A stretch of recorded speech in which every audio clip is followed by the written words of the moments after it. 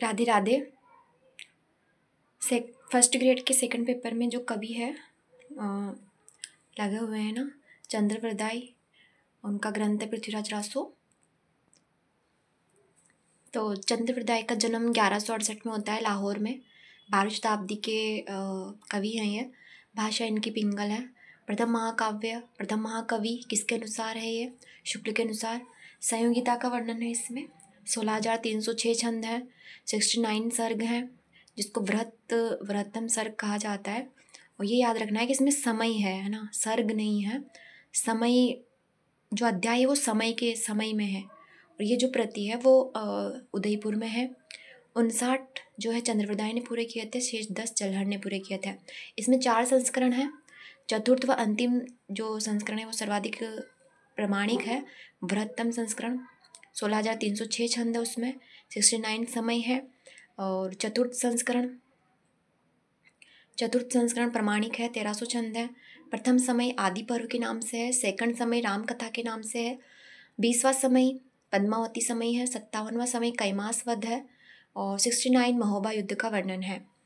फिर देखते हैं घटनाकोश किसने कहा? नगेंद्र ने। स्वाभाविक विकासशील का काव्य किसने कहा?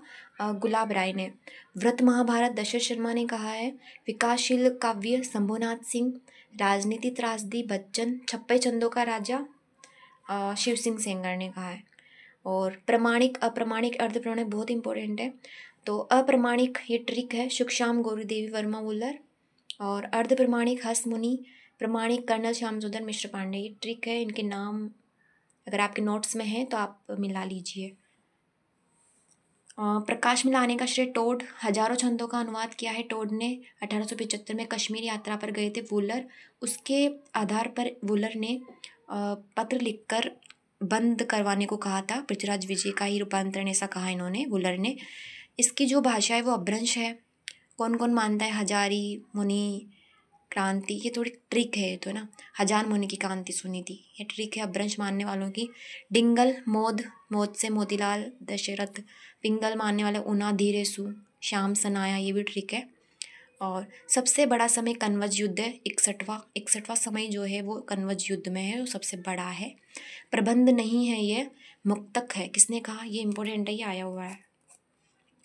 प्रबंध नहीं है, मुक्तक काव्य है, नरोत्तम ने। जाली ग्रंथ शुक्ल। पुस्तक जलहत दे चली गजनी नृपकाज, ये किसने कहा था? चंद्रप्रदाय ने उनके पुत्र को दी थी ये। एक थाल जन्म एक थाल मरण, छंदों का अजायब घर है ये। फिर ये अपभ्रंश मानने वाले, डिंगल मानने वाले, पिंगल मानने वाले ये।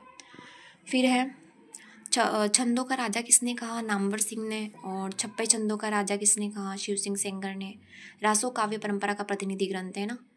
और शुक संवाद हजारी ने कहा। बिल्कुल भाटों की कल्पना, ये आया हुआ है ना पहले 2022 में।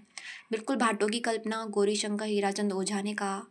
फिर वापस गौरीशंकर हीराचंद ओझा ने कहा अनैतिहासिक ग्रंथ है ना। अनैतिहासिक ग्रंथ है। फिर ऐतिहासिक कौन मानता है? टोड। अनैतिहासिक कौन मानता है? हीराचंद ओझा। ऐतिहासिक टोड। कुछ सुनी सुनाई बातों पर लिखा गया काव्य, ये भी गौरीशंकर हीराचंद ओझा ने कहा। कुछ सुनी सुनाई बातों पर लिखा काव्य। भाषा की दृष्टि से ये ग्रंथ प्राचीन नहीं दिखता, ये भी गौरीशंकर हीराचंद ओझा का ही कथन है।